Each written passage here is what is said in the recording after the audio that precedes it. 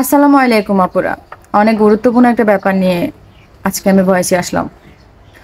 আপনারা 95% মারাই আমার কাছে জানতে চাচ্ছেন যে আপু কোন ডাক্তার দেখিয়ে আদ্র এতটা শান্ত হয়েছে, কোন ডাক্তার দেখানোর পর আপনার মনে হয়েছে যে আপনার বাচ্চার ইমপ্রুভ হয়েছে।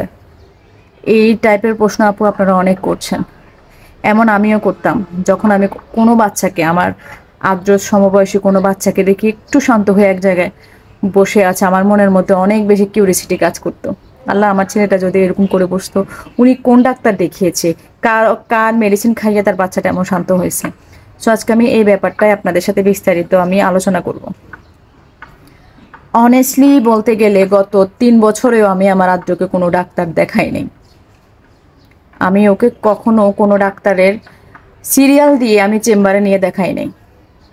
আপনারা অনেকেই জানেন যে আমার আদ্র ইফনাতে আছে, সে 4 বছর বয়স থেকে ইফনাতে আছে। সো যদি তা কখনো প্রয়োজন হয় আমি তাকে ইফনার আউটডোরে দেখাই, যেখানে নর্মাল ডক্টররা বসে। ওইখানে কিন্তু বলেন প্রফেসররা কিন্তু খুব কম বসে, এখন বসেই না, বলতে গেলে বসেই না। সো ওইখানে দেখাই।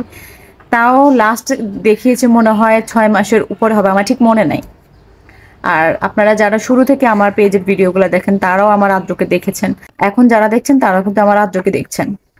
যে ছেলেকে আমি একটা সেকেন্ডের জন্য কোথাও বসাতে পারতাম না, আমি যাকে বাইরে নিয়ে গেলে তার দুই সাইডে দুজন থাকতো, সামনে একজন থাকতো, সে যেন এদিক দিয়ে উঠতে না পারে, ওদিক দিয়ে উঠতে না পারে, বা সামনের দিকে সে যেন দৌড়াতে না পারে, এমন করে তাকে আমার সিকিউরিটি দিয়ে বসিয়ে রাখা লাগতো।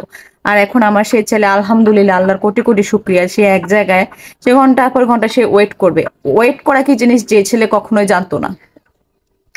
তো এইগুলা কিন্তু কখনোই কোনো ডাক্তারের মেডিসিনে পুরোপুরি পসিবল হবে না।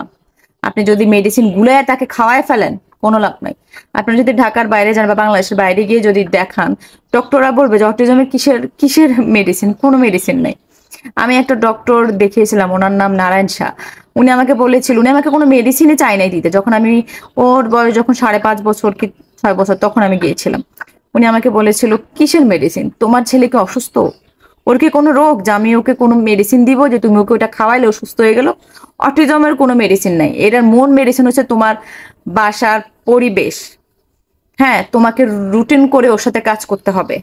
সকাল থেকে রাত্রে ঘুমানোর আগ পর্যন্ত তুমি তোমার বাচ্চাকে কিভাবে মেনটেন করতে চাচ্ছ, ওইভাবে তুমি তাকে বুঝে বুঝে টেকনিক্যালি তাকে তোমার হ্যান্ডেল করতে হবে।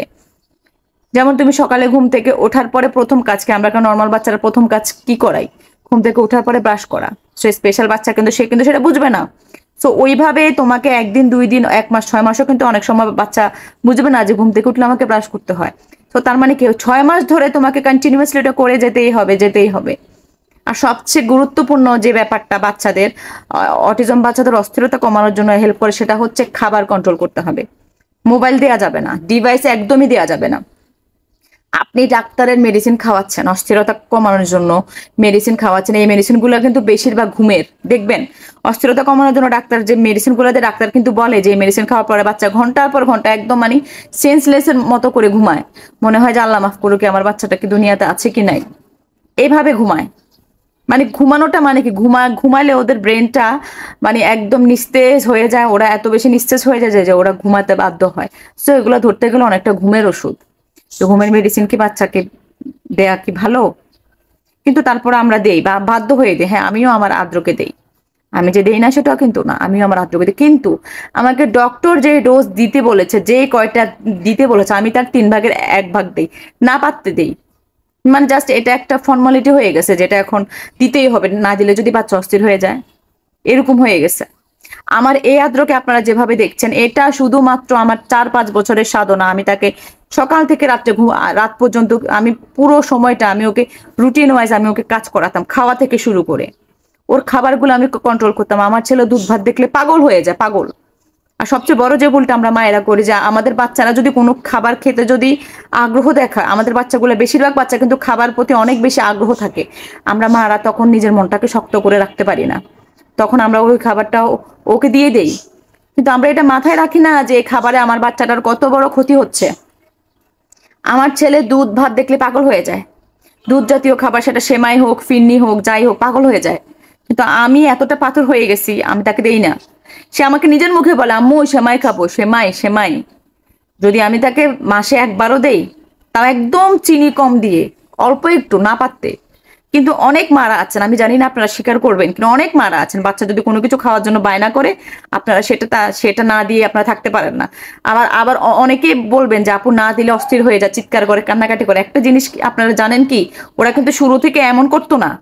কোনো একটা খাবারের জন্য, কোনো একটা কাজের জন্য কিন্তু ওরা শুরু থেকে এমন করতো না। আপনারা যখন শুরু থেকেই শক্ত হন নাই, ওরা একবার দুইবার চাওয়াতে আপনারা দিয়ে দিচ্ছেন, এরপরে ওরা ওই সময়টাতে আরো বেশি বেশি চাইতো।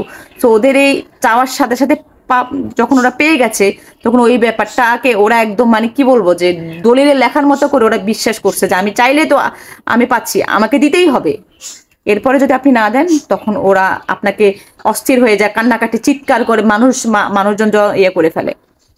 তো এরকম কিন্তু ভুলটা কিন্তু মায়েদের, বাচ্চাদের না। সো খাবার কন্ট্রোল করবেন, রুটিন মেনে কাজ করবেন। একটা সময় ওকে আপনারা বাইরে নিয়ে যাবেন। অনেক বাচ্চা আছে আপনারা বাসা থেকে বের করেন না, তো বাচ্চা তো এমনিতে অস্থির হবে। আপনি সুস্থ একটা মানুষ যদি মানে মাসের মধ্যে যদি 30 দিনে আপনি ঘরের মধ্যে বসে থাকেন বা বাইরে না যান, আপনার কি মানসিক অবস্থা ঠিক থাকবে?